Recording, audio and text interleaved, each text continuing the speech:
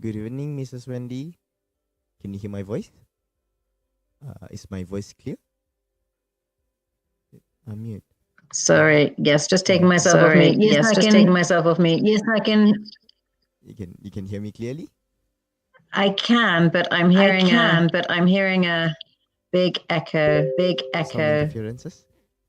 Well, no, it's when I speak, I hear when I speak, I hear back after I'm speaking, which could be a problem.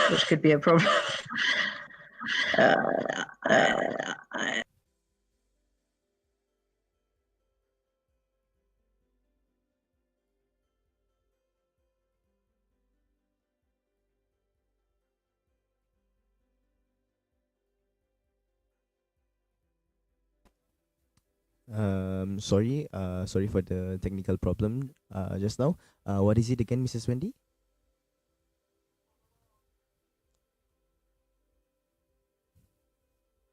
Mrs. Wendy, you forgot to unmute your mic. Okay, sorry. No, it's still there. I don't know if you hear it, but The interferences, is it? no, it's not interference. It's a delay. A delay. So when I speak, I then hear myself back like 5 seconds later. Oh. Very loud.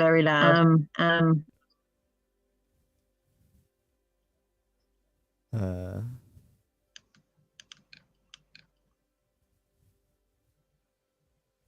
okay. Mrs. Wendy, are you hearing that? Hello. Hello. Yes. I mean, I think the only option might be to take my headphones off, but I won't be able to hear you then. Ah, yes, that will be. Actually, let me try from a different browser. Okay, I'll just come back in on a different browser. Okay, sure. Dia akan join balik lah, dia cakap. Mute.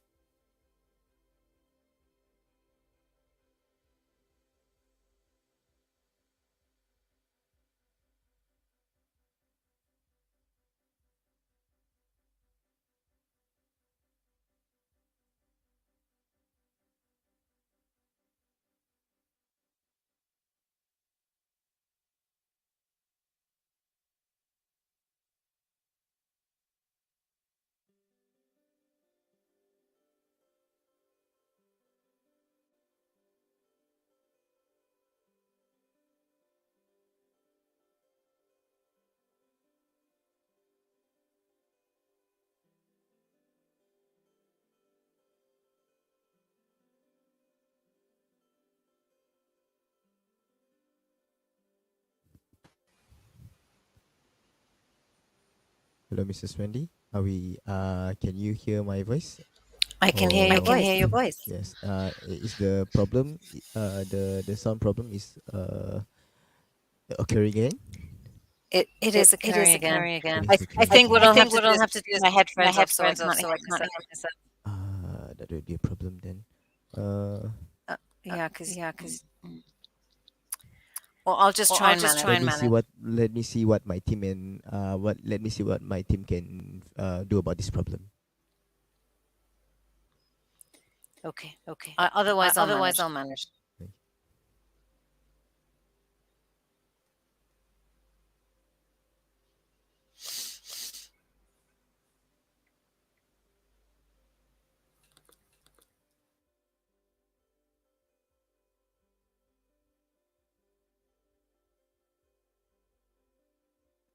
Just trying it without. Yes, system. It's okay. I can manage.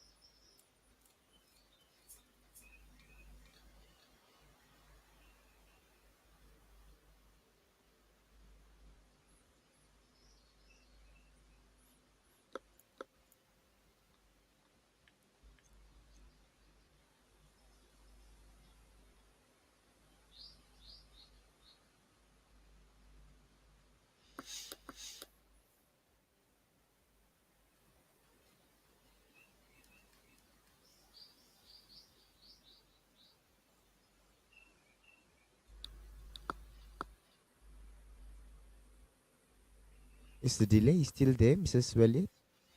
Hello, hello. Yes, yes. But it's okay. I'll manage. I'll do my best. I'll do my best. All right, all right. So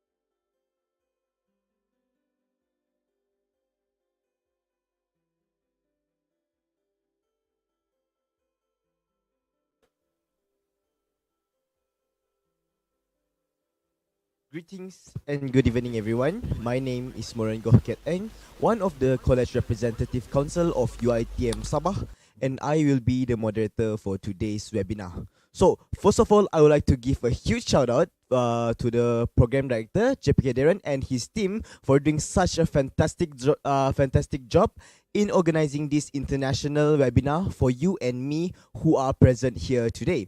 So before we continue further with our webinar today, I would like to invite JPK Sheikh Shabil Sheikh Sharin to recite the opening prayer.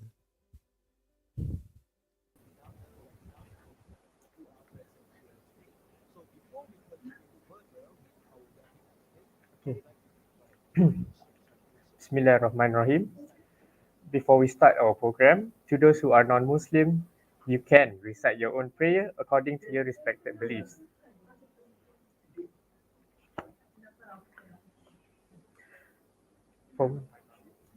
For Muslim, we will start our dua with Kitab Al-Fatihah.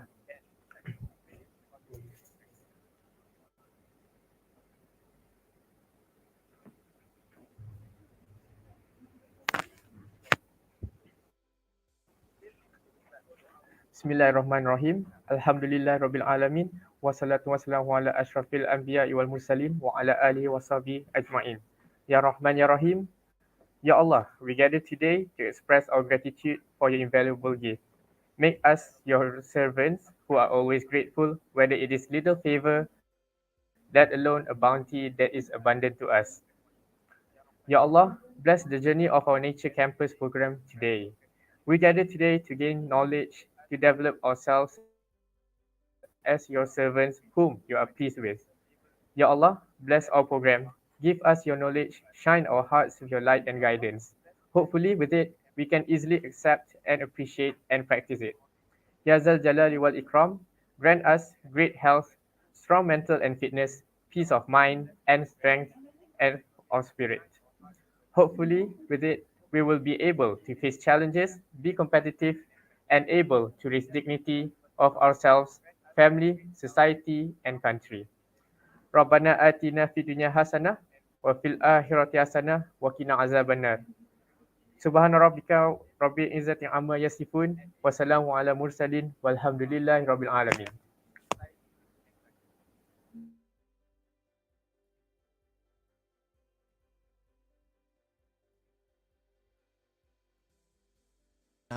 For today is Nature Campus Encountering a Beastie. What will you do? As we all know, for the past few decades, like many campuses out there, UITM Sabah are daily facing problems of coexisting with wildlife and its ecosystem.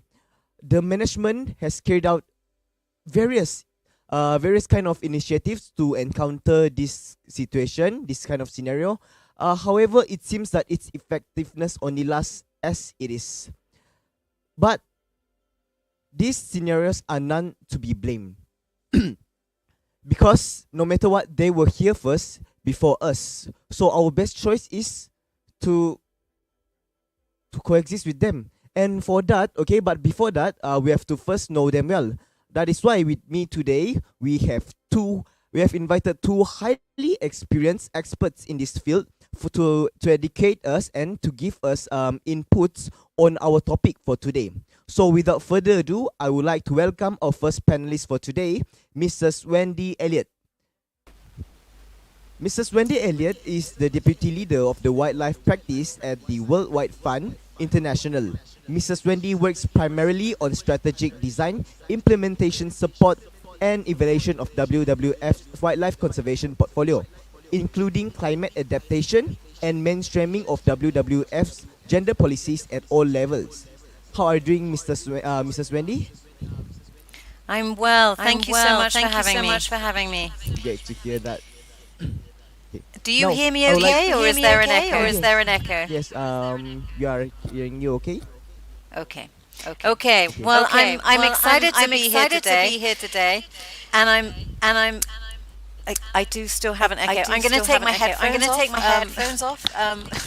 Sorry for the inconvenience. Okay, can you still hear me? Yes. Let's do it like that. Right. Well, I'm excited to be here today, and I'm really excited to be here today. And I'm really excited that in your university, the coexistence with wildlife is the global topic that we all must tackle. And so I'm just delighted to be present. I'm just going to share some screens with you. Hang on one second. Share screen.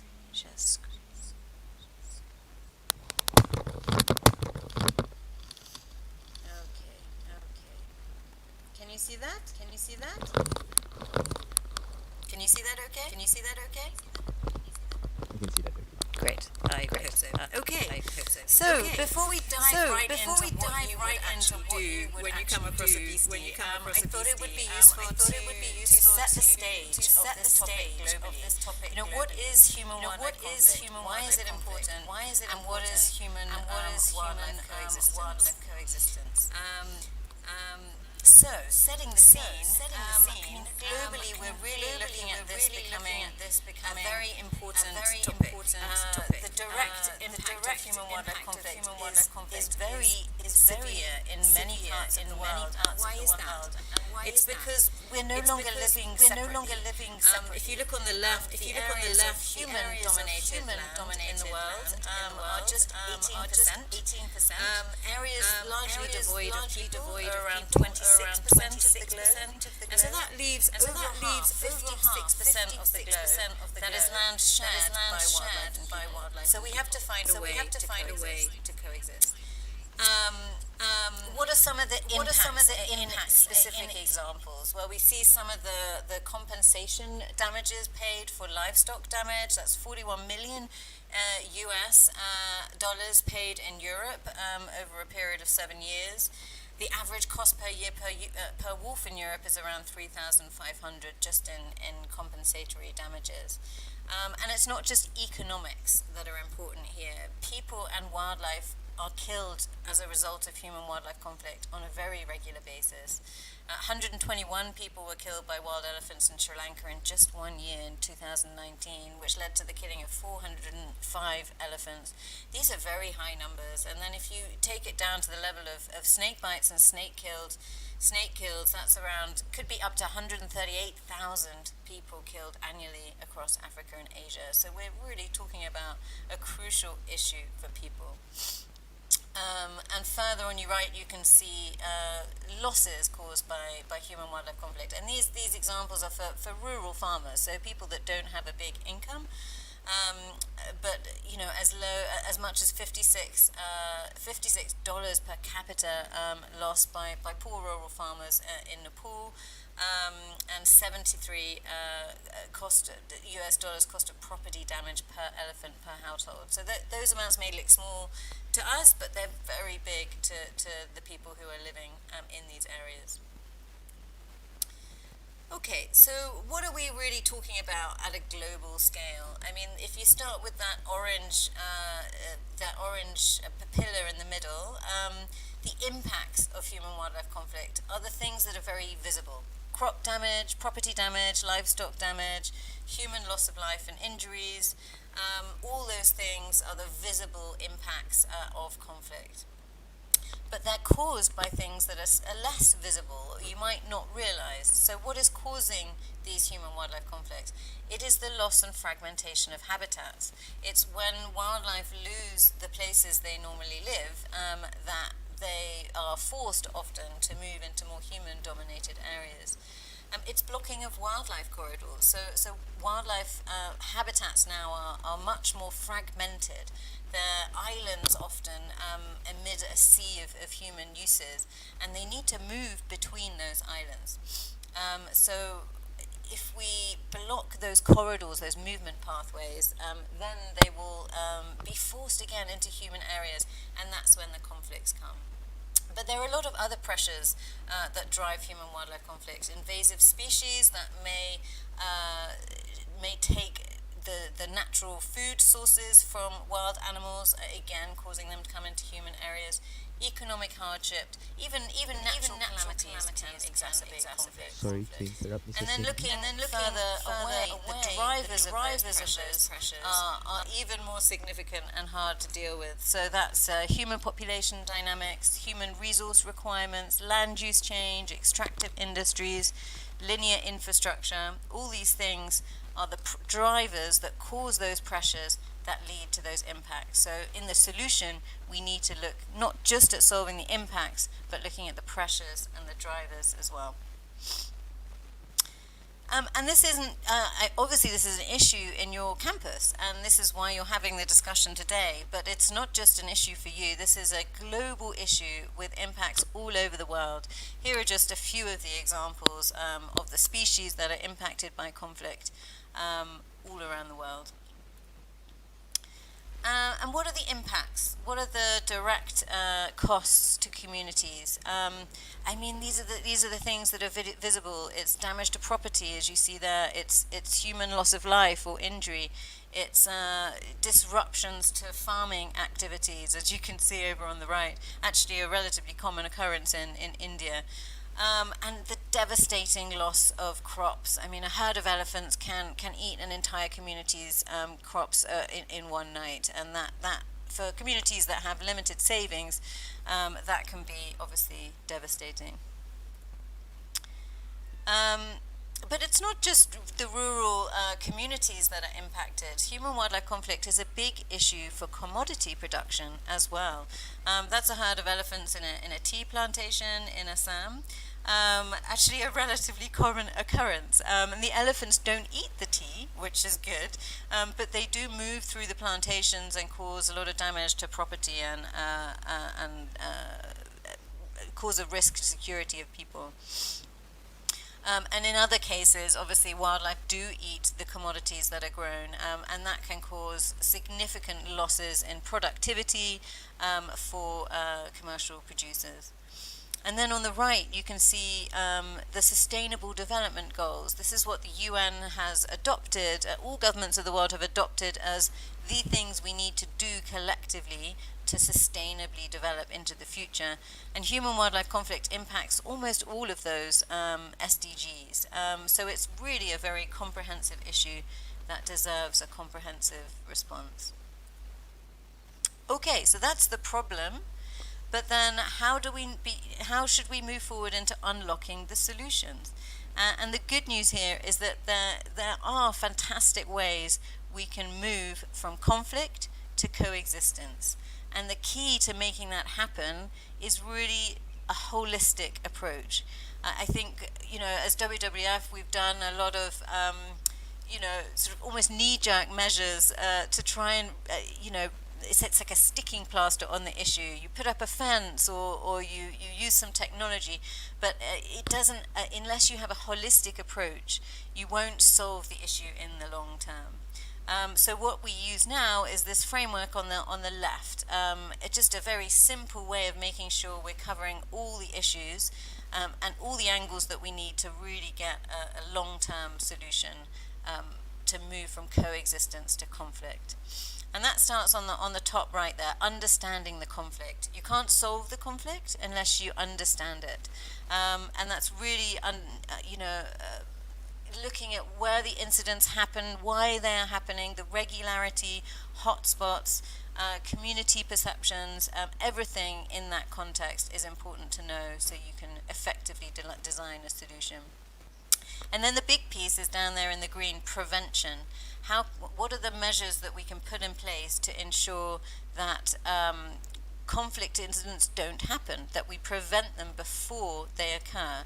And there's a whole myriad of solutions to this, planting crops that wildlife don't eat, electric fencing, thorny hedges that keep wildlife away, ditches, early warning systems, and there's a lot of technology in this field now, robotic scarecrows that actually detect animals through infrared sensors in fields and then can send a text message to the farmer to let him know he needs to come and solve the problem.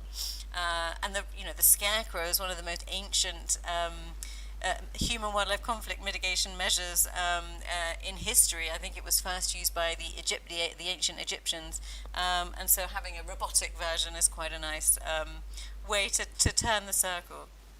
But prevention is crucial, but it won't be able to normally reduce every single incident. So you will still need mitigation. That's the orange piece of the jigsaw puzzle just above. So when a conflict incident occurs, it's really important that a community member or student, in your case, if they've suffered a significant hardship, they are compensated fairly and appropriately. Response is down in the blue corner. That will be, rapid response teams that can activate quickly to deal with an incident as it's happening and reduce its severity. In purple, you then have policy. Now, this is a really important part of the holistic picture because it's essential to set the framework for all of these interventions sustaining into the future, getting those policies in place that make all of this future-proof. And last but not least, in red on the top, monitoring. We need to know, are the interventions we're doing working? Is conflict getting worse? Is it getting better? And only if we have that monitoring can we adaptively manage our interventions so that we do what works. And so what we found in the field, on the ground, is if you put all of these pieces of the jigsaw together, then you really can get from conflict to coexistence. And what does this do? I mean, this brings enormous benefits to wildlife and ecosystems. I mean, once we get to coexistence, we start to enable these predators and mega herbivores to exist in landscapes alongside humans, and they perform incredibly important functions in those ecosystems. And those ecosystems are important to us. They ensure we have pollination, they ensure we have clean water, medicinal plants, a whole range of ecosystem services. So coexistence is that really important piece that actually we need as well. And coexistence also brings benefits to local communities and to social dynamics. Once you move from conflict to coexistence, you start to really see communities thriving. And there's a few examples of families there showing how they've benefited from a coexistence scenario. It also brings benefits to sustainable development. Once you achieve coexistence, then sustainable development can really happen. And there's some great examples all around the world where that is happening. This is Bwindi National Park in Uganda, where tourists pay a lot of money to see the mountain gorillas, and 20% of that goes back to the communities most impacted by conflict. So the communities feel compensated, they feel confident that their coexistence with gorillas is the best thing for the community, and that ecosystem is thriving. So coexistence can also bring great benefits to commodities, to businesses, to the corporate sector. This is just one example of a certification that looks particularly at human-wildlife conflict. I'm told my slides are stuck. Let me put my headphones on. Can you not see? Let me try and stop sharing and start again.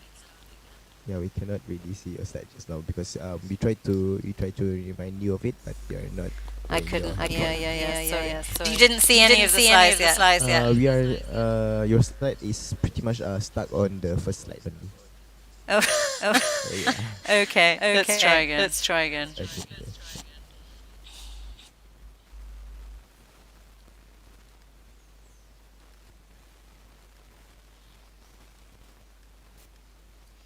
Can you see that? Yes, you can see that. But can you try to move the slide up and down?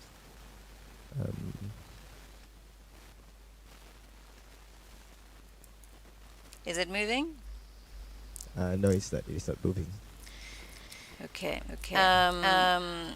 Let me try this a different way. Otherwise, I can just speak without slides.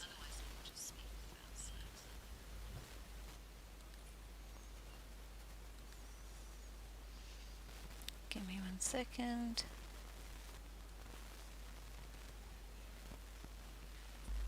Okay. No, that way is not allowing. Okay, that's a shame.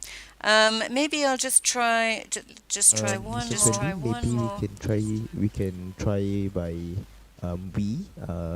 my team can put up the slide for you. Yes. Yeah, Yes. sure, that would be You great. should have the PowerPoint. Okay, sure. Let them prepare for a bit first. Okay.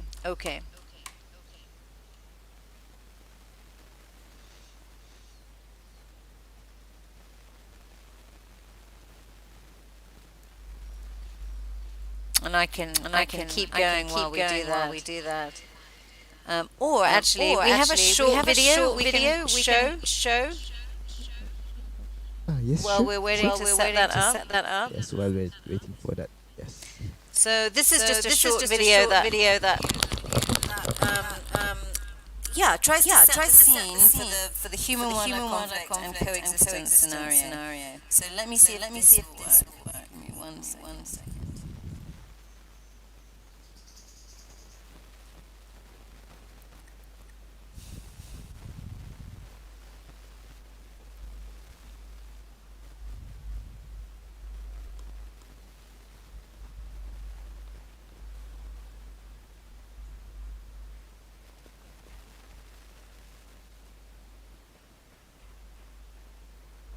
Can you see that? Do you see that? Yes, we can see it. Yes, it is playing.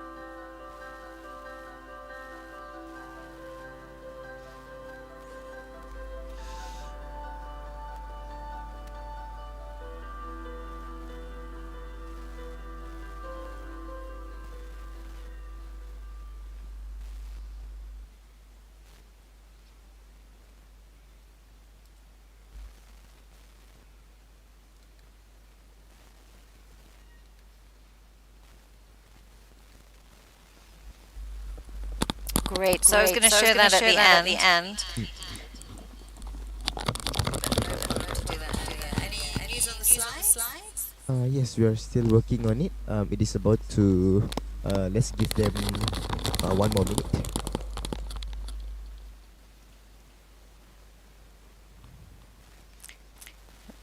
Sorry for the inconveniences.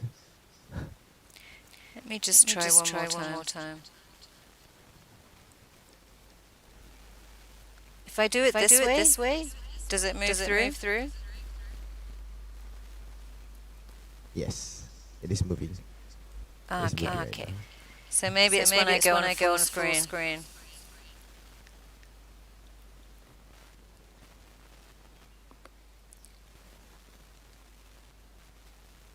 Okay.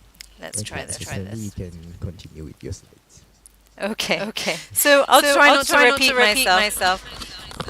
But just to relay what I relayed before, but with visuals that would bring it to life a little bit for you. These are some of the stats I talked about originally. You know, those really strong impacts on human lives, on the economy, and on rural communities. And that stat, 56% of our land on the planet is shared by wildlife and people. So there's no choice. We have to enable a solution to move from conflict to coexistence. These were the impacts and pressures and drivers that we talked about. And here's just a snapshot of the global impact on wildlife of this issue. Some of the species that are impacted all over the world. Some visuals of the direct impacts on local communities. That was the tiger picture in India I was talking about. Those kind of incidents of predator interactions with farmers are actually more common than you'd think. And this was the impacts on commodity production and sustainable development slide that we talked about. Those are the SDGs on the right. All of those are relevant to human-wildlife conflict. And here's the solution slide. So this will hopefully make more sense to you now. The visual on the left is this is our crucial jigsaw, I always call it. The 6 elements we really need to move from conflict to coexistence. Understanding the conflict, mitigation, prevention, response, policy, and monitoring. Is this still working? Are the slides still moving?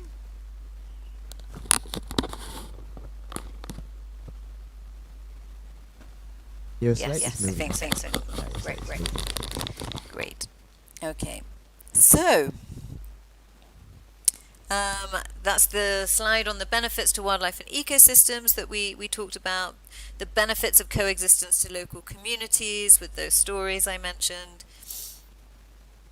and benefits to sustainable development. That's the Uganda example. And I think this is where we'd stop. So what are the benefits to commodity production businesses and supply chains? Well, not only once we move to coexistence, we can increase the productivity of businesses because they're not losing crops and commodities to wildlife, but we can also generate an added value for their products when they're really done in that wildlife-friendly way. This is an example of wildlife-friendly certified wool that comes from sheep that are guarded by Karelian guard dogs. So there's these very large dogs that live with the sheep, and they very effectively prevent wolf predation. And these kind of commodities produced in a human-wildlife coexistence type way are really gaining much more interest around the world. Just as one example, about 300 global fashion brands have signed something called the Fashion Pact at the G7 a few years ago, in which they commit to sourcing wildlife-friendly products. So we have an opportunity not only to increase the productivity of commodity production on the ground, but also increase the value addition by increasing the intention to purchase and companies that want to buy wildlife-friendly products. And here's a great example of this in practice right here in Sabah. This is the Sabah softwoods plantation. It's actually closer to Tawau than here, but you can see on the map the yellow hatched area. That is the plantation. It's oil palm and pulp. But you can see where it is. Those 2 green areas are the 2 remaining areas of natural habitat. So that big green area at the bottom was completely isolated from the other one. The oil palm plantation was blocking the flow of wildlife from one to the other. And so WF worked with Sabah Softwoods to find a solution to this problem. And this was not just a problem for the wildlife, it was a problem for Sabah Softwoods. They were losing a lot of palm to elephant damage and orangutan damage and damage from other wildlife. And they wanted to find a best solution for them and the wildlife. And so what they did is they reforested this line in blue that you can see from the big green area in the top to the green area in the bottom. And that is now functioning as a wildlife corridor. So elephants, orangutans, and a host of other wildlife can now move safely between these 2 big green areas through the wildlife corridor. And that has, combined with a lot of other measures, dramatically reduced the loss of crops to wildlife in that plantation. So this is the last slide on the global aspect. You know, what is it that we really need to do to help shift the needle globally on moving conflict to coexistence? Well, maintaining connectivity is key, and you can see that from the Sabah Softwoods example. We need to ensure that wildlife have the ability to move to where they need to go, you know, to access the food resources they need seasonally, to find mates, etc., without going through human-dominated areas. And we need innovation. We need more of the robotic scarecrows and other kind of new technologies that are making coexistence so much more powerful. Collaboration and partnerships is key, between universities like yours and NGOs like mine, and I'm looking forward to hearing from Cyber Wildlife in a minute. Coexistence cannot be done by any one entity alone. There have to be collaborations and partnerships that make it happen. And funding, that's essential. And we have seen, really, it's not been a priority for funding in many contexts. And that is something that we're really trying to change. Funding for coexistence. And of course, research, because as you noted in the introduction, animal behavior changes all the time and adapts all the time. We need to be constantly understanding conflict and coexistence so we can manage it effectively. But how does this relate to your university? How does this relate to your question for this session? What do you do when you encounter a beastie? I come back to the same jigsaw that we saw earlier, this our sort of overall framework for trying to address these issues holistically. And in talking to some of the organizers, and I haven't been to your university, so I don't know the specifics, but she mentioned that two taxa were problematic, monkeys and snakes. So here's just some ideas about what you could potentially do in each of these jigsaw areas for monkeys. And I think the key thing, obviously up at the top there, on the right, understanding the conflict. Where and when and how often do incidents occur? What are monkeys doing that are problematic? When? What times of year? And what are the drivers of those incidents? Do we know why they are behaving that way? And then critically, how are the students reacting? And then if we move down to the green in the bottom right in the corner, this is really the critical one, prevention. How can we go about preventing these incidents happening? The first one I would say is just really key is avoid attracting monkeys. So what is it that's making the monkeys come into your campus? Are there fruit trees? Can we avoid having fruit trees sort of near to areas where incidents are happening, for example? Or are they being attracted by your food, by your lunch, by your by the things that you're bringing in? That always looking at this in terms of why are the monkeys coming and what is attracting them is key. So what can we do about food availability? Is it possible for students to always eat indoors where the monkeys won't have access to the food? Or are they being attracted in by garbage? Is there food in garbage that the monkeys are coming for? So really looking at what we can do to avoid the monkeys being attracted into the campus. And then the other second thing to look at within prevention normally is barriers. So around a protected area, you might put up an electric fence, for example. Are there things that can be done on your campus that are similar? Planting thorny hedges or other barriers that monkeys won't cross. Always something to think about. And then the next area would look at deterrence. So how can monkeys be deterred from coming in?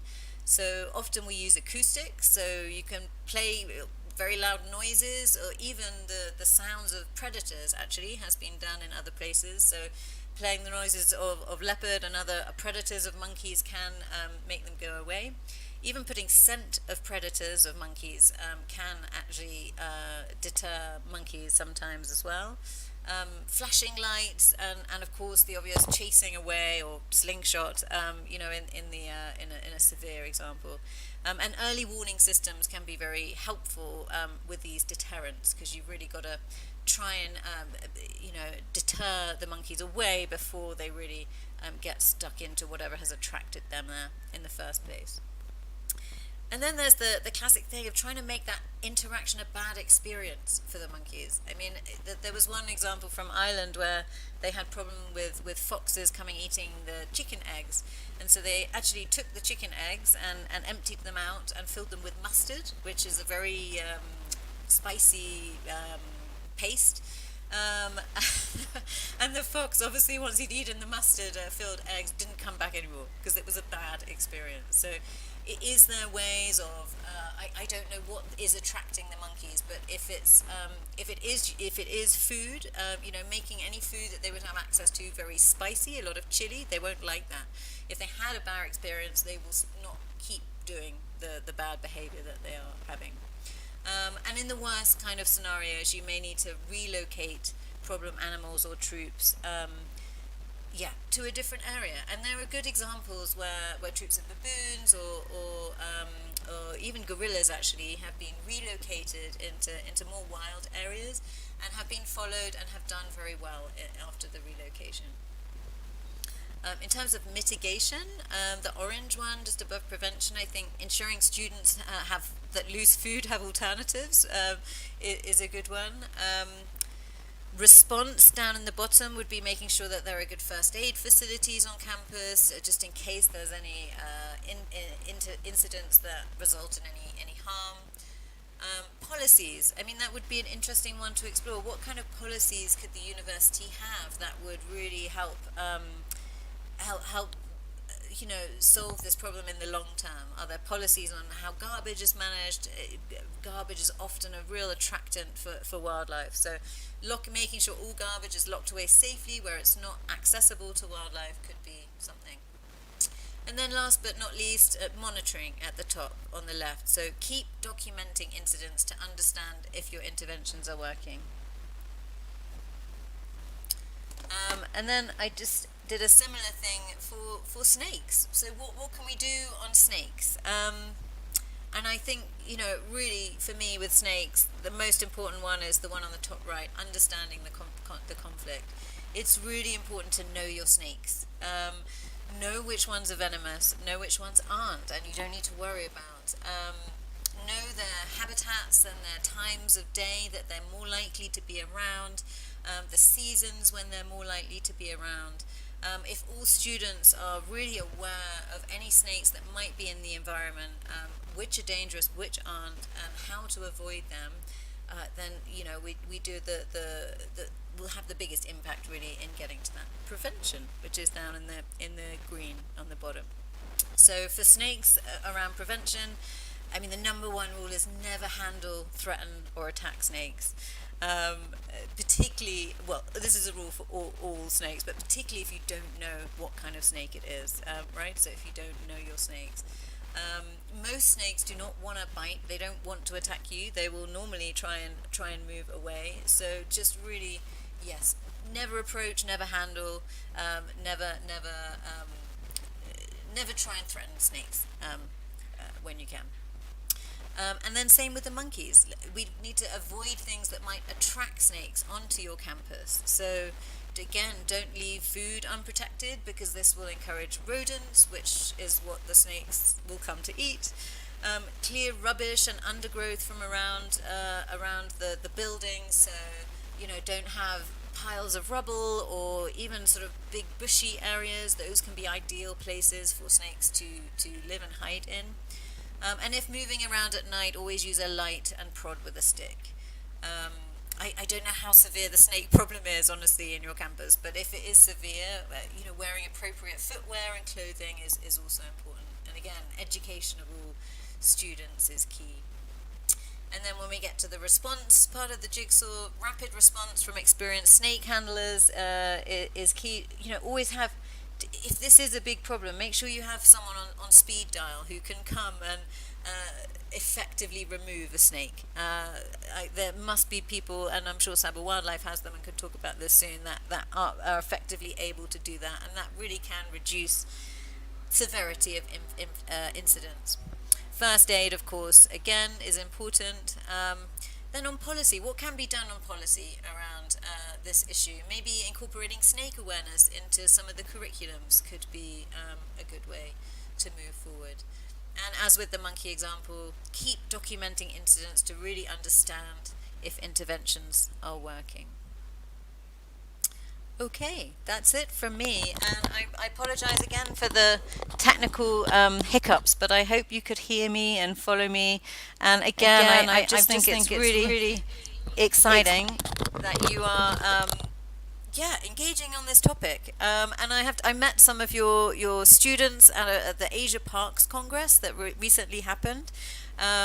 Right where you are in Sabah. I mean, I live in Nairobi, Kenya, came all the way from Kenya to come to this Congress. And I have to say, it was very inspiring to see so many students and so many youth leaders come together and passionately believe in conserving the environment, because you are all the future. My generation, we haven't succeeded in securing our planet. We really haven't. But you can. And I feel like you have the power and the potential and the inspiration to do it. So thank you very much for having me. Thank you, Mrs. Wendy. What some great and fresh inputs that I have received just from hearing your session for today. There are some topics that like there are some points that really attracted my interest. Okay. So since that I'm a student from I'm a student that taking a diploma in planting industry management. So we for my course we are working mainly on the palm oil. So to think that to think that um, one one of the way for what is the company name again? Is it Sabah Softwood? Sabah Softwood Yes, Plantation? yes. Yes. So like I'm really interested on as a farm manager, as a plantation manager, one of the tree just one of the palm tree is like a huge investment for them. But to think that they are willing to just to fell down some of the trees, okay, just so that the elephants can go from one place to another. That is definitely a huge price to pay. No, it is. Sorry, I have the echo again. There is a big opportunity cost that they miss. I mean, it's a 14-kilometer long corridor, 400 meters wide, I think. So it's a significant amount of land that they are not able to produce oil palm on. But they have dramatically reduced the losses they were seeing from conflict. So the productivity of their other land has gone up. So I think that is, a really good rationale for why to do these things, because ultimately, when wildlife has its space and humans have their space, everyone wins. And they've also done some really other innovative things. So before they fenced their entire plantation, that meant, no wildlife could move through any of it. But actually, when we looked at the damage that's caused by wildlife, it's really only to the palms that are 7 years and younger. So the very young palms, that's what wildlife eat. Once they're older, wildlife don't really do any damage. So what Sabah Softwoods did is, rather than fencing the whole plantation, they now just fence all the bits that are 7 years and under. So actually, a lot of wildlife now move through the older plantations, so they have even more space in a way that doesn't, it doesn't harm the plantation or the productivity. So it's again a win-win.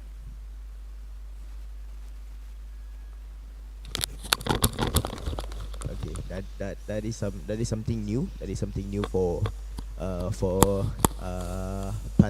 planters to be like me. Okay, so thank you, Mrs. Wendy, for the great session. I do hope that you can stay with us for a bit. After the second session, we will have a Q&A, a question and answer session with you, and let's and let's move on to our second session. Now, to spice things up, let's hear more from Puan Siti Nur Ain Ampuan Aceh. Puan Siti is the wildlife officer of Sabah Wildlife Department. How are you doing, Puan Siti? Hello, how are you? I'm doing fine. I do think that my line is not good. Uh, So I don't know whether my line is here in the YouTube channel. Any of you can comment or I can hear your voice clearly. can hear it clearly. All right. Hear your voice clearly. Okay, I did send my PDF to your friend. Maybe you can share it, because I do think if I share it, then my line would be bad again. Going bad again. Do you have it? So hello everybody. Hello UITM student. and also those who are tuned in the channel. Yeah, mostly what I did prepare is like similar to what Wendy have explained earlier. So okay, so either I can share or the host can share.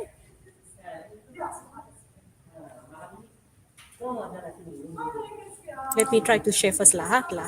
Yes, let you try to share it first. If you cannot, if there are some internet problem there, then we can share it for you. Okay.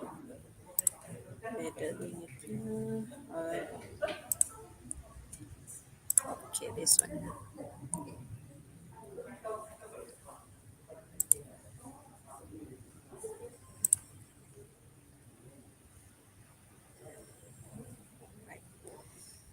So, basically, most of what Wendy is actually inside my presentation as well. But then for what have Sabah Department did for the past years in conducting or mitigating human wildlife conflict in Sabah is the one that I would like to explain lah later. Yeah. Okay. So for the content, I would like to let you know, or I would like to introduce you about Sabah Wildlife Department. And then we look at into the wildlife conflict in Sabah, especially. So this has been touched, or this has been explained by Wendy earlier. And then how can we achieve win-win situation? This is also have some of the points that I wanted to give have already been touched by Wendy. And then lastly is the conclusion, right? So who is Sabah Wildlife Department? I hope that this video can be heard by you. So if not, please let me know through the chat, yeah?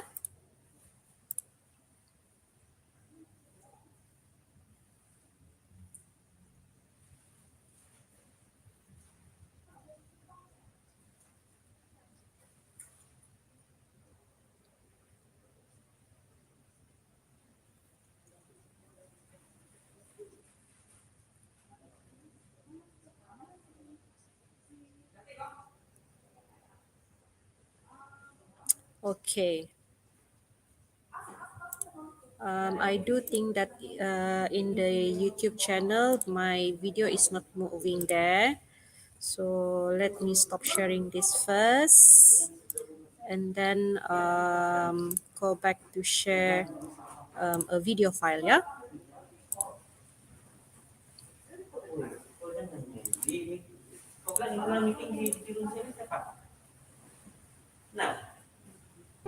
Okay.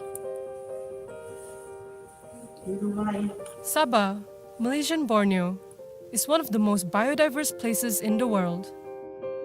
An incredible diversity of habitats, wildlife, and natural processes are essential for human existence. Humans heavily depend on the surrounding natural world to sustain their way of life. However, unsustainable human activities have become a massive threat to Sabah's animals and biodiversity. To mitigate the impacts from threats such as the human-wildlife conflict, poaching, and emerging diseases upon Sabah's natural biodiversity, ecosystem services, and local community income, the Sabah Wildlife Department has worked tirelessly over the past decades to manage and ensure that Sabah's natural heritage is protected for the future. The Sabah Wildlife Department was officially established in 1988 and was once part of the Wildlife and Forest Recreation Division under the Sabah Forestry Department before being upgraded as an official standalone department under Sabah's Ministry of Tourism, Culture and Environment. By committing towards conserving the integrity and diversity of nature and ensuring the sustainable and equitable use of Sabah's wildlife resource, the Sabah Wildlife Department envisions that the people of Sabah will live in harmony with nature and hold their rich natural heritage in trust for their future generations. Since its inception, the department has been actively involved in conservation activities. Currently, There are 7 office branches, multiple sanctuaries, and protected areas under their jurisdiction all over Sabah. Units under the department include Administration and Finance, Conservation, Education and Corporate, Research and Development, Enforcement and Prosecution, Wildlife ex situ management, and conservation management. The department's work can be categorized into 7 main functions. The first being managing wildlife protected areas, such as the Lower Kinabatangan Wildlife Sanctuary and the Tabin Wildlife Reserve. The department also collaborates with various NGOs as well as local and international universities in conducting wildlife research. The research findings influence the implementation of Sabah's conservation activities. To take on wildlife crime, enforcement activities under the department are carried out to tackle illegal hunting, poaching, smuggling, and trading of wildlife. To illustrate their commitment to protecting wildlife, the department regularly organizes and chairs international and national conventions with regards to local wildlife issues and conservation activities.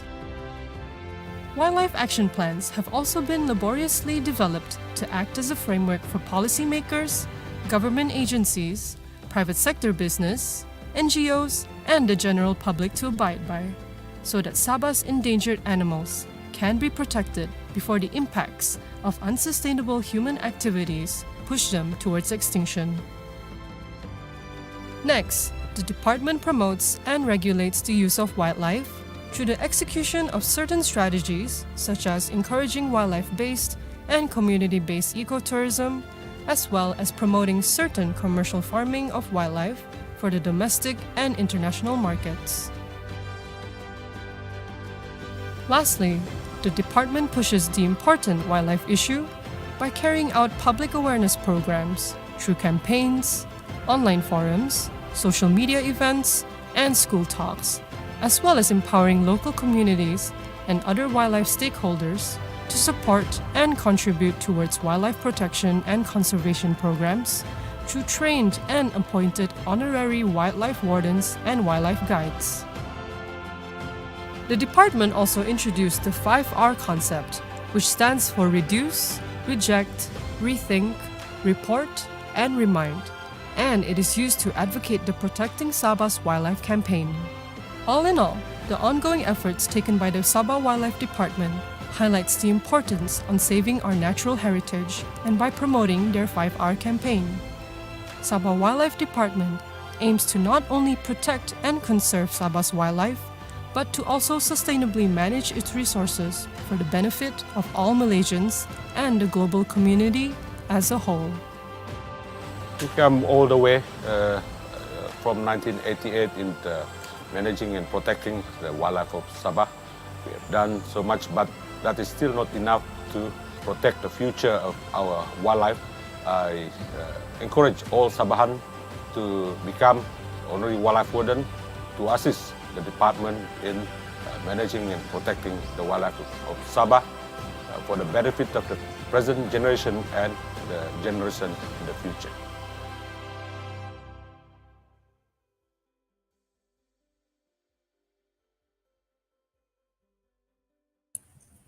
So let me share back my screen. Okay, now, so basically from that video, you also can know already what is the Sabah Wildlife Department is doing on behalf of the Sabah state government. Okay, so these are the main thing or the main tasks that we are doing. So as in Sabah, management of wildlife protected areas is not just that Sabah Wildlife Department have to manage the areas, but as well as the Sabah Forestry Department, the Sabah Parks also have their own areas to be protected. So not only for the forest, it including the marine habitat as well as the highland forest habitat. Yeah, and then we do implement or promote the coordination of wildlife research. So basically what WWF is doing, or most of our conservation partners in Sabah are doing. They are all coordinated wildlife research between the Sabah state government and the conservation partners for SWD. So for control of exploitation of wildlife resources. So this is where the permit and also the license are issued, and as well as the enforcement activities are being conducted from time to time. Now we already have intelligent teams to look into what are the illegal activities for wildlife crime in Sabah is happening now. Yeah. So implementation of administration of international conventions. So Sabah Wildlife Department is also a member of IUCN, a member of CBD, especially on CITES as well, in international trade for endangered species flora and fauna. So as you may know, besides being the international convention partners or members, we do abide all the law that has been put inside the convention or resolution that they come up, right? So conservation of all species, especially the endangered species.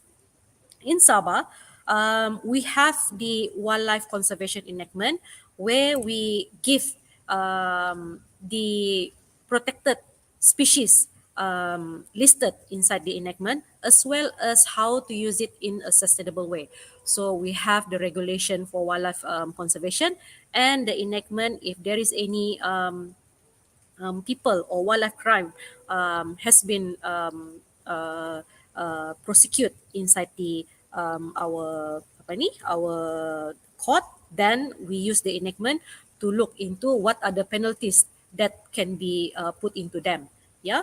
So promote and regulate use of wildlife. So not all protected wildlife can be used, but of course we still need to regulate for it is to be sustainable in the habitat.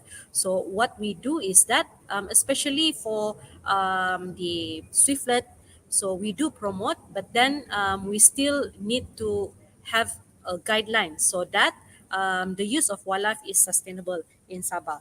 And the most difficult part is that one of the challenges in conserving wildlife in Sabah is the lack of awareness.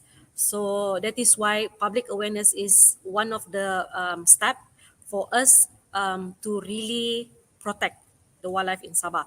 So as you know, the vision of the Sabah Wildlife Department, especially for the Sabah state government, for the wildlife is that the people of Sabah is living harmony with nature and wanted to protect their nature heritage for the future. So that is what we try to instill, not only for the youngsters, local community, but also all the stakeholders that are living in Sabah. Yeah. So these are some of the pictures that I have. So we still have a lot of wildlife crime. Yeah, wildlife crime happening in Sabah. The COVID 19 pandemic doesn't even slow down the wildlife crime. This is just that the way they do it, the way they sell, the way they do their modus operandi is just different. But the wildlife crime in Sabah is still occur.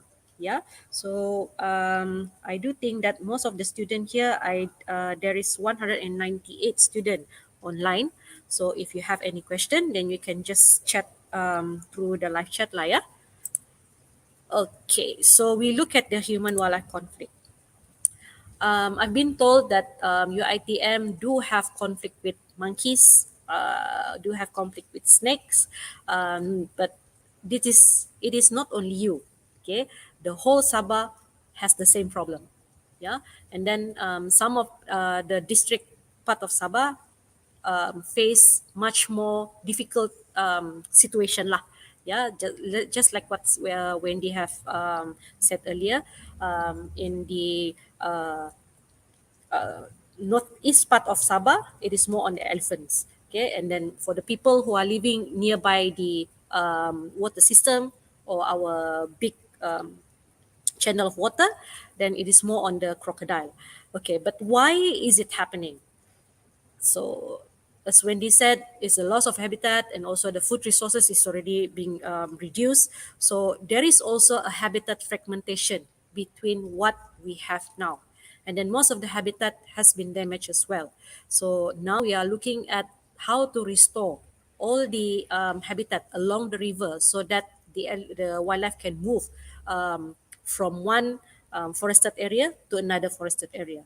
And then some of the land has already been transformed so that we cannot avoid to encounter all the wildlife within the forested area. Yeah. So when I usually talk to my audience, um, why I really stress up on fauna rather than flora is just that flora stayed inside forest reserve. So it is easier for us to control people from coming to a forested area or protected areas. Whereas the wildlife move outside from the forested area. That is why it is much more harder lah, much more harder to solve, not only for wildlife conflict, but as well as to how to protect them, yeah, in their own habitat. So population growth. Of course, we know now human population also getting high, as well as the wildlife population as well. Uh, we do see some of the research, okay, saying that mating season are also changed by the climate change. So some of part of region, not only in Sabah, but this is I'm referring to other part of the world in Africa. When the climate change the season, then the mating season is also prolonged. So, of course, the wildlife population in a small habitat getting bigger and then invade to the human population area. Yeah. And then the last cause is that the lack of public awareness. So, in Thailand, um, they have a very huge monkey conflict lah within the community. Yeah, they do have monkey that living with them. They do have monkey. Their habitat is surrounded by people, and then they do have what you are experiencing now. They do have it now as well. So they're just living nearby. So the population for monkey is very high, and then the culture of their people is not allowing them to kill the monkey as well. So when that happened, we can see most of the monkey is in a tourism area. They do feed the monkey in the temple, in the apa ni area with tourism area. So luring is one of the reason why the monkey came into your place. And then one of the reason is that solid waste, management of solid waste. So this is already being touched by Wendy. When we don't manage our solid waste well, meaning to say that nearby your house, you just throw the solid waste outside, then there will be not only monkey, but domestic dogs also look into your trash. Okay, so these are why the human wildlife conflict occur in your area lah. Okay, not only your area but the whole Sabah. So human wildlife conflict actually looking at the competition for food and also space lah, yeah, and also space not for you but for the wildlife as well, yeah. So the cases for human wildlife conflict in Sabah, right? In Sabah, the major one is of course the elephant. The second one is the macaques. The third one is the crocodile. The fourth one snakes, and then we do receive monitor lizard coming to their house. We do hear sun bear also giving injury to our local community. Yeah, and then we do have call for wild boar, otter as well, bees, sometimes orangutan, and then coming up now is proboscis monkey. So if you look it into Asia region, elephant, tiger, and macaques is all the same. The top three one, elephant, tiger, and macaques. And sometimes tiger do have killed people. Just like in Sabah, crocodile did kill people. Okay, and then in Europe, big cats, wolves, ungulates. Ungulates is like the deer, yeah, wild boar, and rodents. But most of what is happening in Europe is damaging their crops as well as their farming situation lah. Yeah. Okey, jika terdapat sebarang soalan, okey. Baju yang selalu dipakai oleh pendatang tanpa izin. Monyet saya tidak tahan dengan gangguan, cepat tembak diorang. Alright. Okay, come into my next slide. Okay, in Sabah, macaques, pigtail macaques together with long-tail macaques is protected under Schedule 2. Okay, under Schedule 2. Why? Of course, we know the benefit for the macaques in our nature. They do disperse. And keeping our forest healthy. And then most of the time, it is also being used to test or in a laboratory lah. In a laboratory, test in the laboratory. But that is not what we allow in Sabah. But then we do hear from time to time, some of Asian country export their monkey outside from their country to be as a test subject. Okay, so that is why the monkey is so important as well. And then as a service ecosystem, monkey do give barrier for human to be exposed with disease. So they are the disease barrier in the wild. So if we invade in their space, then we can also have the disease. So in the human wildlife conflict context, the impact for human is already being said to Wendy from Wendy yeah, disease, injury, and sometimes death, and then damage to the crops and livestock, together with damage of their own property of human property. But for the wildlife, I do think that we need to look into what the impact to the wildlife as well. Okay, if you look at in this slide, it is like similarity the same: disease, injury, death, damage of habitat, which means they don't have their home range anymore. And then sometimes we do change their natural behavior. Okay, we change their mating season, we change their movement, we change their diet by giving them food. So this is bad for the wildlife as well. Okay, when you luring them, giving them food, or doesn't manage your solid waste well. Okay.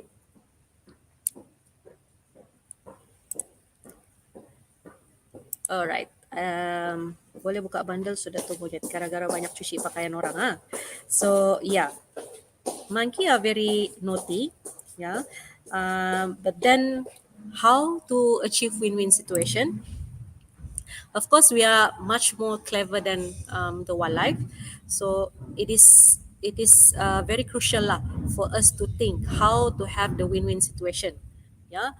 So first of all, we do have to know our species, what is their behavior, what is their diet, and what is their habitat, so that we can think of how we can prevent them to invade our space. And then, of course, there is mitigation step.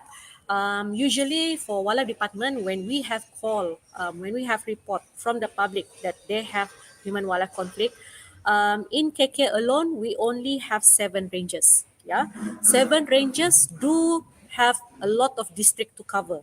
They go to Papar, they go to Ranau, they go to Telupit, they go to Kudat, not Telupit, sorry. They go to Kudat, they go to Kota Blut, only for 7 people. They're not doing just mitigation for wildlife human conflict, as well as enforcement, as well as giving out permits. So for us to be at your place instantly, it is very impossible.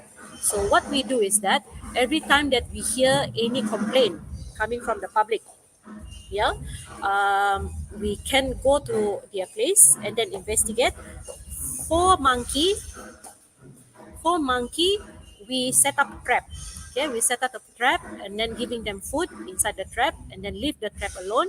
And then when there is monkey inside the trap, then the person who are living nearby can call us to have that monkey translocated into a forested area or a protected area.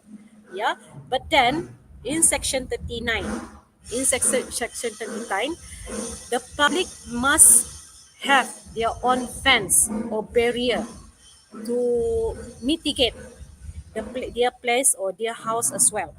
So, meaning to say, it's not just the Sabah Wala Department responsibility. The public also have their own responsibility how to uh, avoid the monkey coming into your house lah. Yeah. If you look at, if you ever have been visited to Kuala Selangor. There is a place where they call Kuala Selangor Nature Park, KNPS. Yeah, KNPS is an urban nature park, and then near the KNPS there is a school. Okay, in that school there is a dormitory whereby when they hang out their clothes, there is a house for them to hang out their clothes, and then it is buried with GRC. They have a room for it. They have a room for them to hang out their clothes. Okay, so that the monkey is not is not playing with their clothes lah. Okay, so in KNPS, people there, the public there, not living within the KNPS, are luring the monkey coming there. So the population for the monkey in KNPS now is very high, but then the people living within the KNPS have um, no other solution. That is why they have their own barrier for them to hang out their clothes outside, for them to have their room barriered with protection. Yeah, so that is what some of the mitigation steps that you can do. And then for rapid team, not only Sabawala department is doing it, but as well as the Angkatan APM, you can call them as well. They are well trained together with Bomba. They are well trained to catch crocodile together with snake as well. So we do have help from other agencies as well.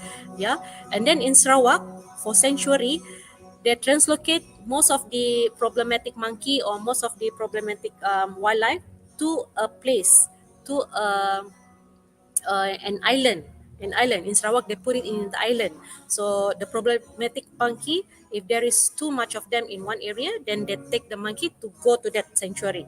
Okay, and then the hardest part is if there is no choice, that we need to euthanize or neuter the animal. So sometimes in Sabah, crocodile do kill people. So in that case, we can shoot them, the crocodile, just to ease the pain of the family as well. Yeah, and then we do need research. So with research, it helps to decrease the cases for human wildlife conflict, the effective land use planning, yeah, to see whether the habitat is nearby, and then what we can do with that. The hotspot for conflict, this is mostly we do use it for the elephant, and of course the technology. Now some of our elephant has been collared, so we know the movement of the herd. So before they are coming too close to the village, then we have a rapid team to stand by and then move them back to the forested area. Okay, and then awareness. So sometimes the perception towards wildlife is different with a lot of classes of people lah. Okay, if you look at here, most of people think that wildlife is a pest. Okay, but then um, it's just that there are competition for food and habitat between us and them. Yeah, so solid waste management is very important. Solid waste management is very important for especially the monkey not to come to your place and then look into your trash. Jadi the best method for overcome issue monkey in campus UiTM KK. Um, Before this, we do have called from UITM, we do have call from UMS. We did set trap, okay, between UMS together with UITM, hoping that we can catch the monkey lah, in UITM campus and in UMS campus. But then there is student like luring them with food, okay, and there is food around. When people are luring, they don't want to go to the traps lah, okay, and then you know that monkey is also like clever, okay, when they know it's a trap for the first time, and the second group won't go for it again. So there is no best method so far. Okay, if you look at the mitigation step, we do catch and translocate, but the best method that I've seen so far is like the fencing, the barrier, together with the awareness for us not to luring, and then manage our solid waste well. Okay, and then integrated cooperation. So if there is no cooperation between the stakeholders like the students, the local community, of course we cannot reduce human wildlife conflict lah, especially elephants and monkey. So sometimes we ask compensation from other agencies, okay, to help, okay, and then discussion and teamwork between us, especially like what Wendy have said with Sabah Softwood, okay, and the local community in Tongot, especially on elephant conflict, has been gone very very well lah. Okay, so we do have rapid team, and then we do have discussion and integrated cooperation between the stakeholders and Sabah Wildlife Department. But for all of this, to achieve win-win situation, we look into the welfare and conservation effort that we did for the species as well. So we cannot regard the importance of monkey, for example, in the habitat, in their natural habitat. So we can't take a simply steps, simply action, just to neuter or euthanize all monkeys, because they do have their own importance. They do have their role in the natural habitat. Okay, so now how do you react when you encounter wildlife, and what is the do's and don'ts? So we do know that if there is wildlife conflict, there will be a spread of diseases. My advice is, when you encounter any monkey surrounding yourself, please don't go near them. Take a stone or take a stick, just to show that you are ready, whereby whenever they want to come to see you, okay, and then after that, if the monkey is aware, then report back to us. Okay, when you report, then we can do translocation, catch and release to other forested area. So for the don't, again, look at your solid waste. Don't throw rubbish anywhere. Don't throw rubbish food. Don't throw food everywhere. Your food waste especially. Together with don't feed them. Okay, don't feed them. At the moment, I don't know the situation of monkey conflict in UITM.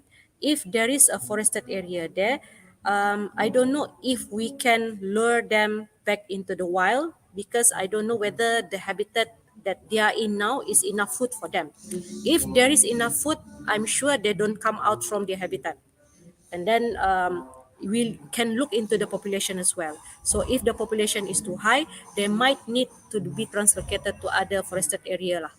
Yeah, so that is one of I do think the advice that I can give lah, if you have ever encountered monkey lah.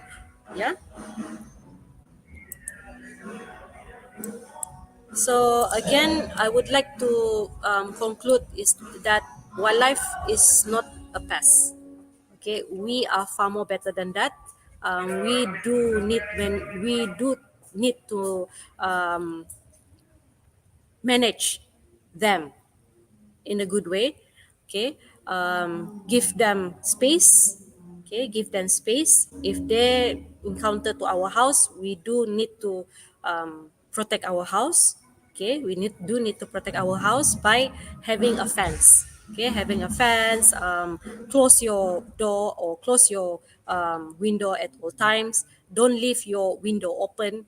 Yeah, and then do your shared responsibility lah. Yeah, because it's not that the Sabah Wildlife Department cannot deal with human wildlife conflict, but then we also need your cooperation, whereby if there is a trap for monkey there, please don't lure them with food in another area.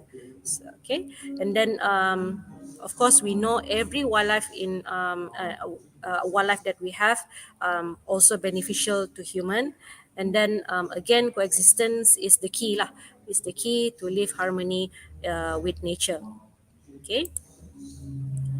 So, as I mentioned, monkey is under Schedule 2, the pigtail and the long-tail macaque is under Schedule 2. So, it is protected in the Wildlife Conservation Enactment. And then for those who are found guilty of possession for monkey, we can actually, the penalty is 30,000 minimum to 100,000 K minimum, or 6 month jail to 3 years, 5 years jail. Okay, so or both. So that is the penalty for Schedule 2. Okay, so not only for animals but as for plants as well under the enactment. Yeah. So actually, what you can do, not only protecting other species lah, yeah, other species, but then also monkey. I do think that you need to know the habitat, the behavior, the food existent in your area, so that we can maybe try to figure out how we can reduce the conflict number, the conflict incident in your campus lah. Yeah, what we should do if the monkey try to hurt us? Is it okay to beat them to protect ourselves? Yes, yes, you can. Actually, you can. Okay, but then if the monkey is maybe injured or died after you protect yourself, yeah, you need to report back to the Sabah Wildlife Department. That's it. And then the incident itself, whether they are injured or not, we need to report to Sabah Wildlife Department. So as for now, we do have a plan to have action plan for problematic monkey in Sabah. So it is under myself and also Puan Natalia. We will be having our first workshop to initiate the action plan, what we can do for the problematic monkey in Sabah. So with that, we hope we have more solution, more steps on how we deal with problematic monkey lah, and then to reduce the incident for monkey conflict in your area. Okay, so Awang, yes, you can. That is why I ask you to have a stone or have a stick when you encounter them, and then when they get close to you, then you can protect yourself. There is no problem, right? What signal a monkey is ready to attack? When they look at you very, very hard. Look into your eyes and very, very hard. Usually, for all wildlife, they do protect their habitat or their territory, and then they do protect their youngs. That is where they are most fierce. Yeah, when they want to try to protect their habitat, their space, their territory, and when they want to protect their youngs, their anak. Okay, that is the most fierce. The most time they are becoming fierce animal lah. Okay. All right. So for monkey itself, they do like have a ready position, standby position. Okay. So when they wanted to attack you, they also like to put their teeth, their canine, showing that okay, either you go, you don't get near me or you don't disturb me. So it is best to back out. But when you back out, take a little step going back, facing them, not directly like back your face out of them, facing them slowly, and then back and release. If you understand what I mean lah ya. Berdepan, undur belakang sikit-sikit, masih berdepan, and then tengok belakang, keluar, jalan. Okay, so never like approach them like when they're already showing their teeth kan. Okay, when they're already showing your teeth, and then don't approach them anymore lah. Just go back and back up. Okay, that is some of the signal lah. Yeah. I do think there is no more question, and then that is my last slide presentation. So you already heard this from the video, is the campaign for everyone in Sabah, how you can protect your wildlife, our wildlife, because as I mentioned, protecting wildlife is not just in the hands of the State Department, but it is also in the hands of all the people in Sabah, as well as the local community, from youngsters to the to whoever it is living in Sabah. Yeah. So I do think that's it. I have asked most of, I have answered most of the question. Thank you. Thank you, Puan Siti. I must say that it is really a mind opening. It is really mind opening, especially after hearing opinion from both of the experts of the wildlife field. Now, since that this is a topic, oh, I'm sorry, I apologize. Before that, I would like to give to our viewers the first keyword of the day. The first keyword of the day is Beastie. I'll let me repeat myself. Beastie, Beastie. Okay, so that is the first keyword of the day. Okay, now let us continue. Okay, since this is a new topic brought up for discussion in the campus, I believe that there are more questions that are popping inside the minds of our viewers. Okay, therefore let's move on to the question and answers. Question and answer session. Viewers, if you have any more question that you would like to ask, please feel free to ask in the comment section.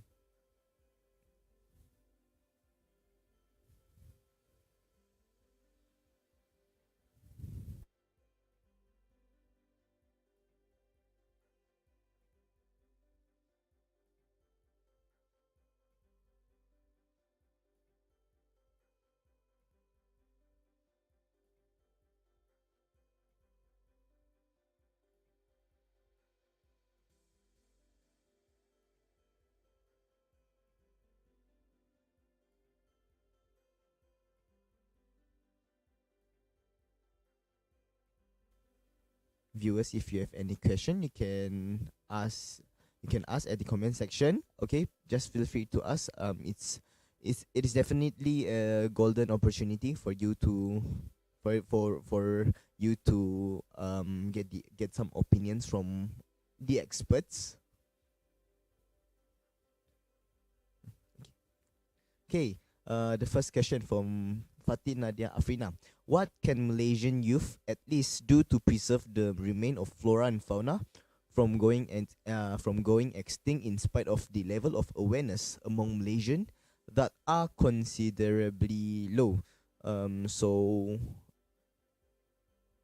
I would like to pass this question to Mrs. Wendy.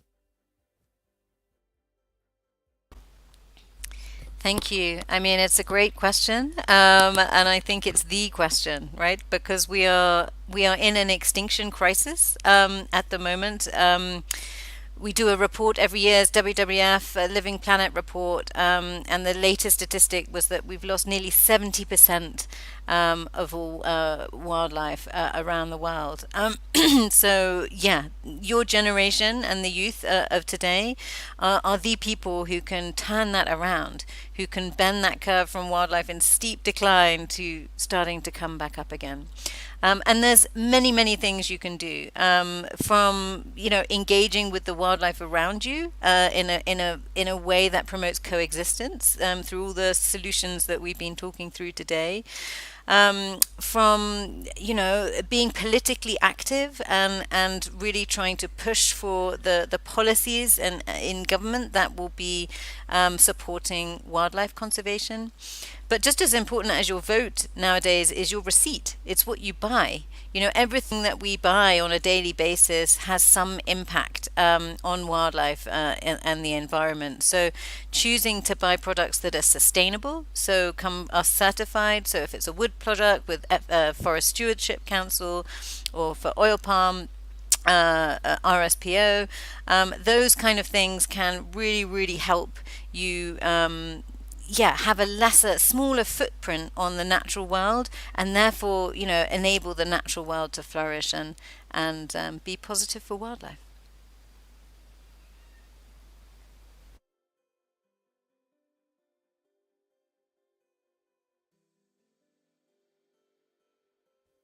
Okay, thank you, Mrs. Wendy. That so basically what you are saying is basically just buying something that are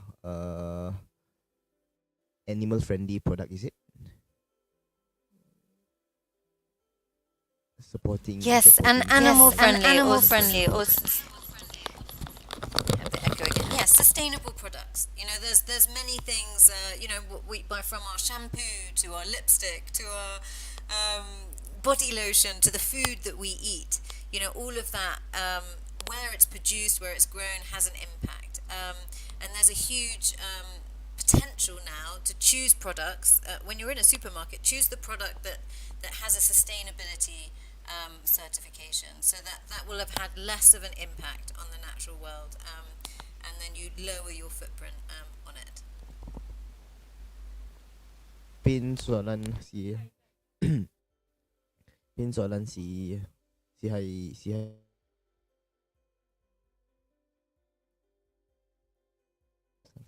Okay. Now for the second question, what should someone do if they encounter a situation where the beastie are trying to come close to them while trying to take anything from them? Okay. I would like to pass this question for Puan Siti. Okay, I believe this is something that that mentioned by Puan Siti just now. Yeah, so when you encounter the situation again, yeah, when they come close to you, basically what you can do is just go back up, okay, and then try to scare them. Okay, try to make sound to scare them. Okay, some people are using dogs as well, but then when people using dogs, their dogs also have impact for other animals such as pangolin. So we have seen pangolins has been attacked by dogs. Okay, but then it's good. It's good to have dogs around. Okay, it's good to have dogs around just to scare the monkey lah. Okay, or our bestie, right? So other than that, I don't have any other advice. But then yeah, to protect yourself, don't forget to protect yourself again. Try to find some stick. Try to find some stones so that you can protect yourself. Okay, and then look at their face, straight in the face, and then back up. Yeah, yeah. Okay, thank you, Pan City. I believe that is a clear message for the students of UiTM Sabah. Okay, if any wild animal such as monkey that are that tries to approach you, that tries to get close to you, and then if you feel threatened, okay, you have two way. One is to just back up, or another way is to try to scare them away, try to taunt them. Don't go and directly encounter them, but try to scare them away as far as possible lah. Okay, now okay, let's see. Do you think this is a question from Muhammad Khairuddin? Do you think tourist attractions that uses animals for entertainment purposes or profit making should be allowed to operate?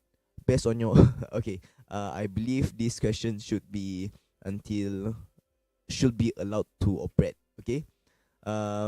For this, I would like to pass this question to, to, Mrs.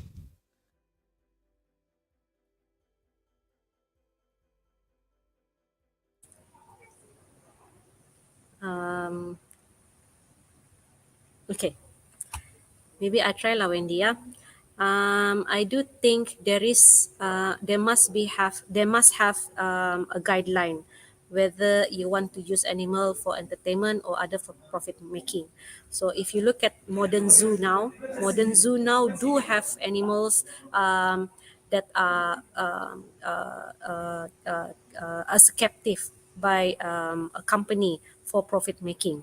I do think that if we do that, it is more on educational purposes rather than entertainment, using the animal as educational purposes. Okay, and there is no contact between the tourist and the animal. It must be like managed lah.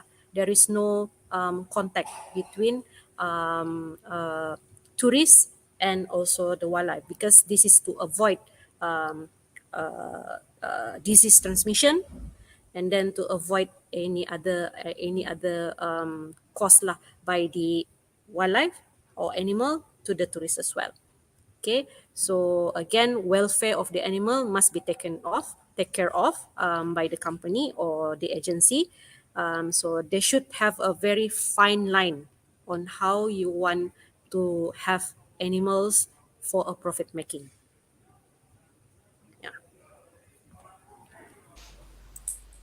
Okay. Yeah, and maybe just to add on that question, I think that's another thing, youth can really do. I mean, there are very bad tourist attractions with animals, as was just being described, where they're used for entertainment. You can touch them. I mean, it's really not appropriate. So you cannot go to those places. If they don't get visitors, they will cease to operate, right? But I think there are some really good zoos that do actually a lot of conservation. They do really important education work. They breed endangered wildlife in the zoos and then reintroduce them into the wild. So yeah, there are great examples of good zoos, but really the bad ones, if you can avoid them, that would be very positive. Okay. Thank you both of our panel. Now, this question caught my interest. Okay. By Anne Melia. Are there any actions that we unconsciously do that might provoke the wildlife, such as monkeys, dogs, or that we should avoid? Thank you. I would I would like to pass this question to Mrs. Wendy. Yes, I think a lot of these have been covered, but I think that the big one, I mean, feeding is really bad. I know sometimes it can be tempting, but the more animals and wildlife are attracted to us, the more they're going to be problems. So feeding animals, wildlife, definitely a no-no. Leaving food out, definitely bad. Again, that will attract monkeys and other animals to where you are living. And leaving garbage out, food, rubbish, garbage, that in ways that wildlife can get to. Again, all those things will keep attracting wildlife out of where they should be in the forest into where they shouldn't be, which is where you live.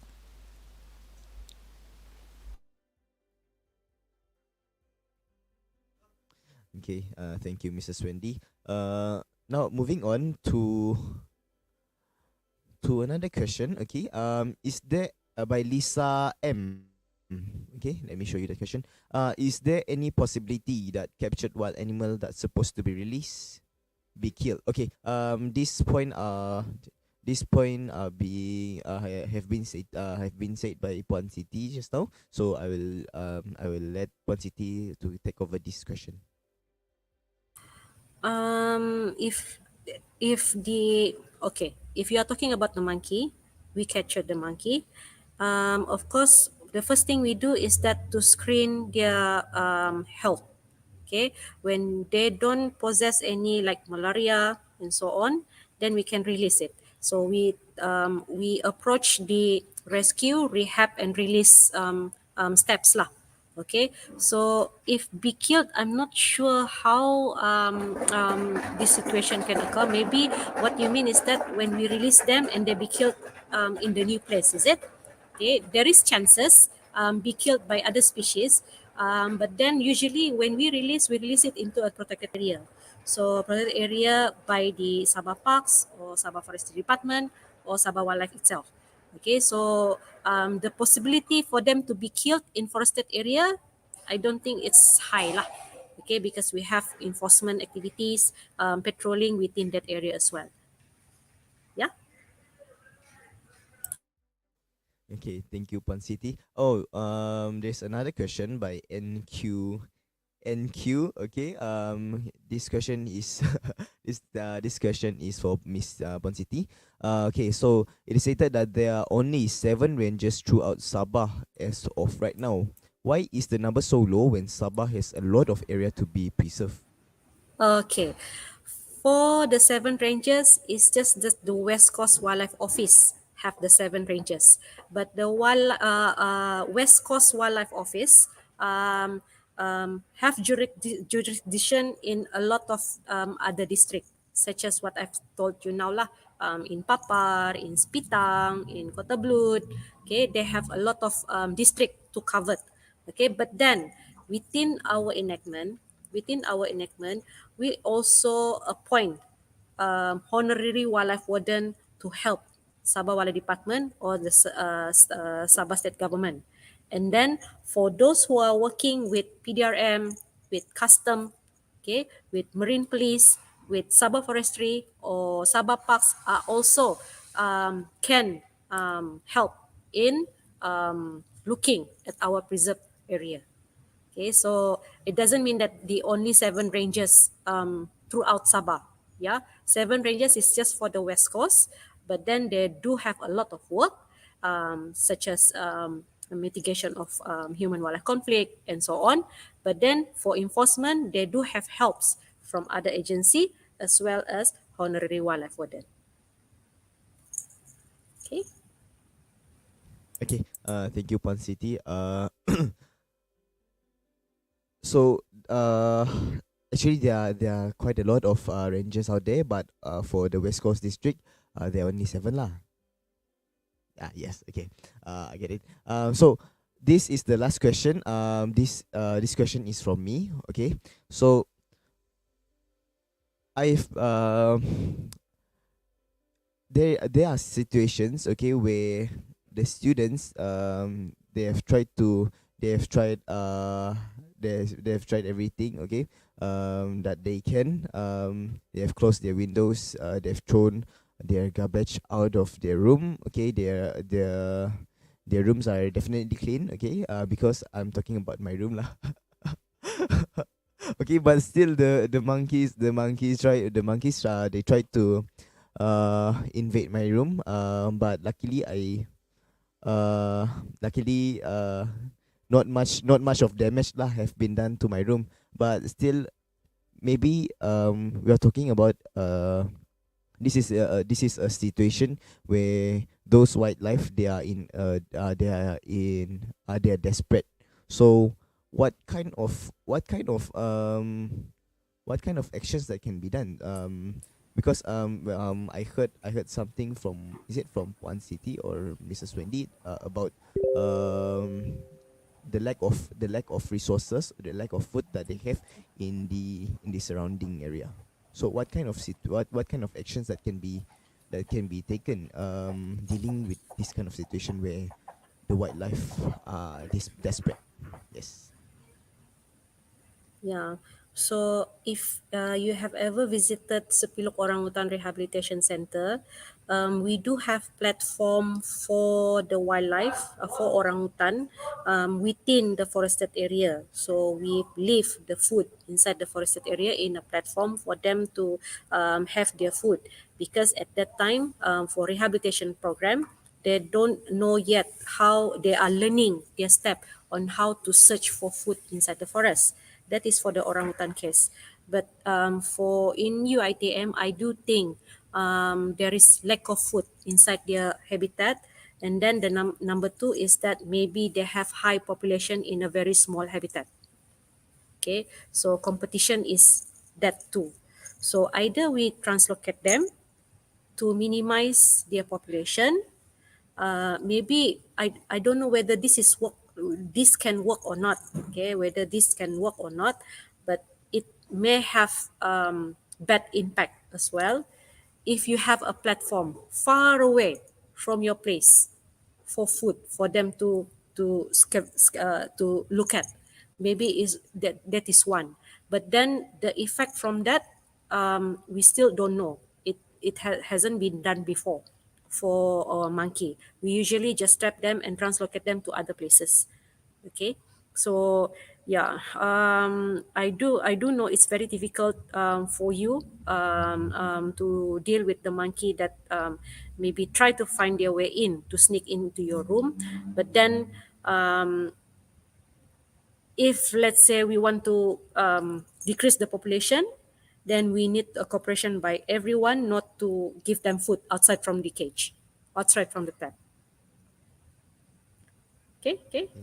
Okay, thank you, Pan City. Now I would like to hear opinions from Mrs. Wendy. What do you think of the situation where the wildlife are desperate?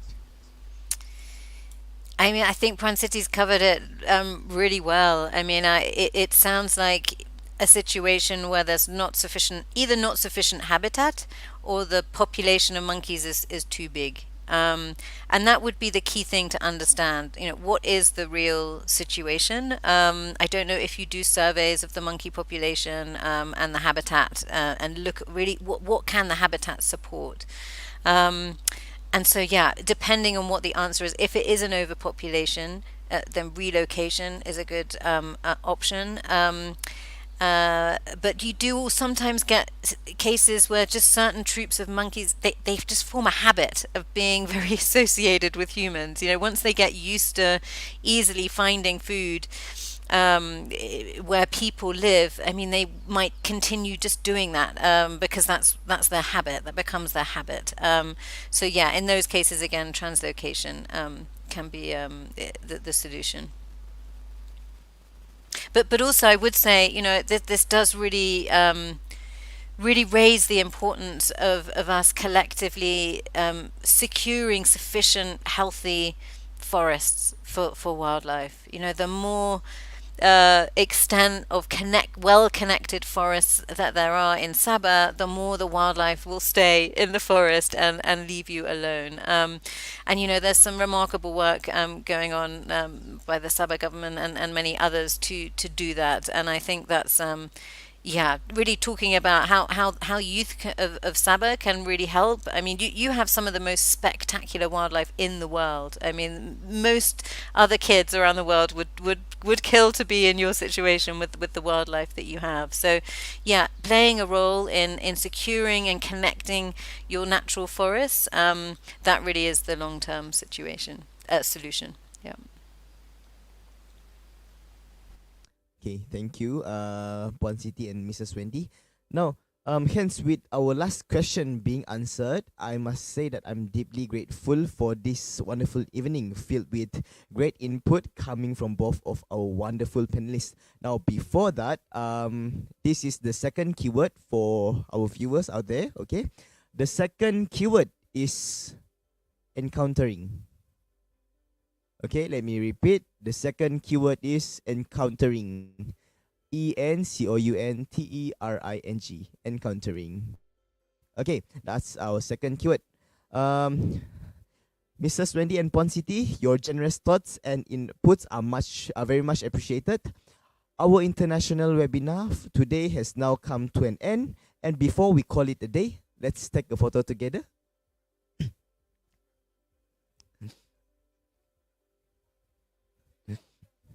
Deren.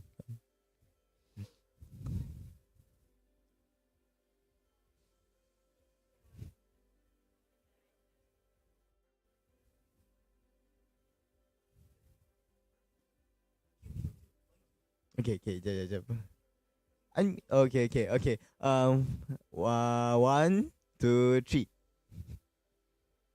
I thought they unmuted. I thought they muted my mic already. Okay. By the way, this is JPK Darren. He is the program. He's the program director for this international webinar, Encountering Beastie. What will you do? Okay. Thank you, Mrs. Wendy and Puan Siti. With that, our program has come to the end. To all our viewers that are watching this, don't forget to subscribe our channel. Follow our TikTok and Instagram at JPK UiTM Sabah. That's all from me. Thank you, everyone. Have a nice day.